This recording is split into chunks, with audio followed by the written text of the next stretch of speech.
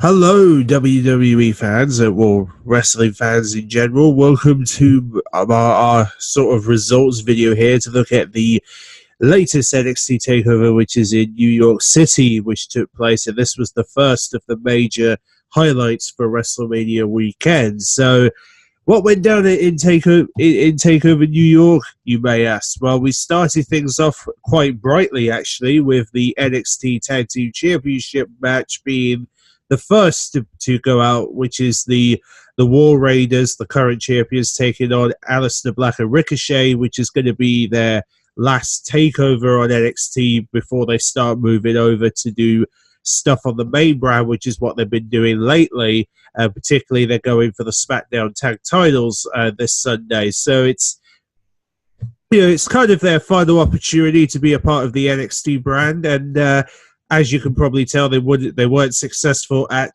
getting the NXT Championship because the War Raiders would come out on top, which means that Aleister Black and Ricochet were unsuccessful in winning the NXT tag titles, but at least they'll be moving on to hopefully win the SmackDown tag titles at WrestleMania, as they hope to win their debut WrestleMania together and become SmackDown tag champions on their first WrestleMania, which would be quite amazing for them to win their debut WrestleMania match and become SmackDown Tag Champions, taking over the SmackDown brand with the tag titles, which would be really cool.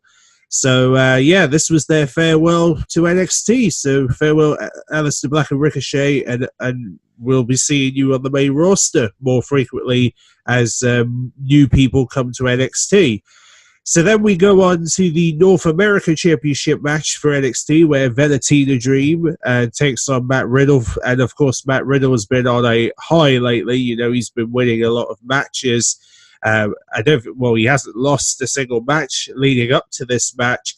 So it kind of came as a bit of a surprise to many people that Velveteen Dream had actually defeated Matt Riddle and become still the North American champion. Fancy that. Velveteen Dream actually beating Matt Riddle and giving him his first loss in NXT. So Velveteen Dream still the North American champion, and Matt Riddle having to find a way to basically reassess things as he has his very first loss in NXT, which is quite a shocker for many Matt Riddle fans who are not used to him losing matches this way. But then we go on to the NXT UK match, which is the WWE United Kingdom Championship match, where Pete Dunne, who has been champion for almost 2 years, can you believe it or not, is going to be taking on the massive Walter, who has been debuting on NXT UK ever since the start of the year. So there's been this big talk of who is this Walter guy, and whether he's going to be able to, whether Pete Dunne can actually beat this guy in a one-on-one match. Well, it turns out that even though Pete Dunne put all his heart and soul into the match, it just ended up going his way, because Walter would then surprise Pete Dunne with a body splash to the point where he would able to get a 1-2-3 on Pete Dunne, and actually ending Pete Dunne's historical United Kingdom Championship reign and actually winning the United Kingdom Championship at NXT Takeover. So Walter is now the new champion, the third man in history to win the United Kingdom Championship, and Pete Dunne's reign has actually come to a close. The question is, will Pete Dunne, obviously Pete Dunne's very determined, there will be a rematch between the two. It's just the question of when that will be. Let's hope that will happen sooner rather than later. But, so Walter is now the new king of NXT UK for these, right now, which is kind of saying a lot, doesn't it?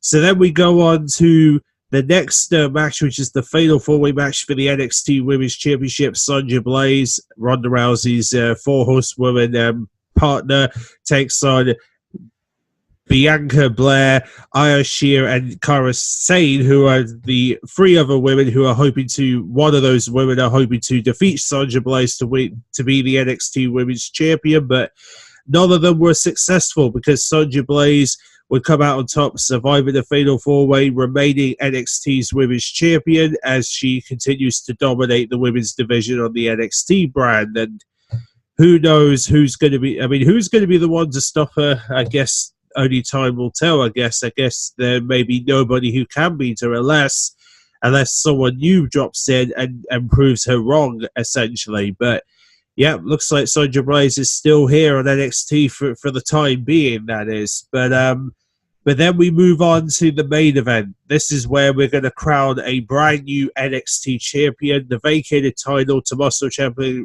obviously vacated the championship due to injury.